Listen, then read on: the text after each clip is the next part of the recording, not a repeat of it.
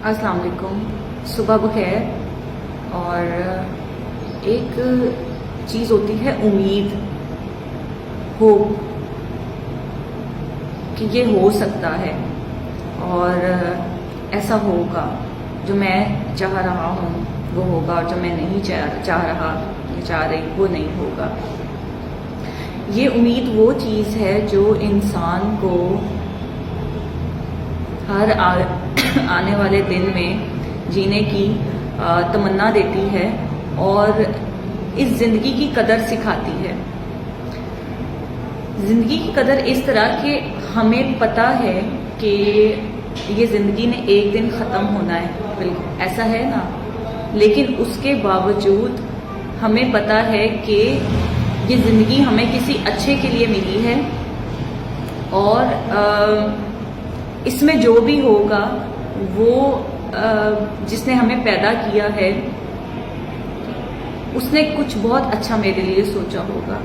یہ ایک امید ہے اور یہ انسان کو جینے کی تمنا دیتی ہے۔ میں جو بات کرنے لگی ہوں وہ یہ ہے کہ زندگی میں ویسے تو ہر گناہ سے بچنا چاہیے، کوشش کریں کہ کبھی بھی کسی کا برا نہیں سوچیں، کبھی بھی جو آپ اپنے لیے سمجھتے ہیں کہ یہ ٹھیک نہیں، کسی کے ساتھ نہیں کریں۔ لیکن لیسٹ اگر آپ کچھ بھی نہیں کر سکتے نا تو ایک چیز کبھی نہ کریں، کسی کی امید نہیں توڑیں۔ اگر کوئی انسان کسی امید کے تحت جی رہا ہے تو اس کی وہ امید نہیں توڑیں۔ ہم اپنی ڈیلی لائف میں بڑی چھوٹی چھوٹی چیزوں کو جو کہ بہت اہم ہوتی ہیں ان کو ان امپورٹنٹ سمجھتے ہیں۔ ہم بڑی آسانی سے کسی کو کہہ دیتے ہیں کہ یہ تم سے نہیں ہونا، یا پھر یہ دیکھو یہ جو تم کر رہے ہو تو یہ تو غلط ہو جائے گا۔ چاہے کسی کی امید جھوٹی بھی ہے نا، ایٹ لیسٹ وہ اس کا دل رکھے ہوئے ہے، اس کو جینے کی امنگ دے رہی ہے، ایٹ لیسٹ وہ اس کو جینے کا سہارا دے رہی ہے۔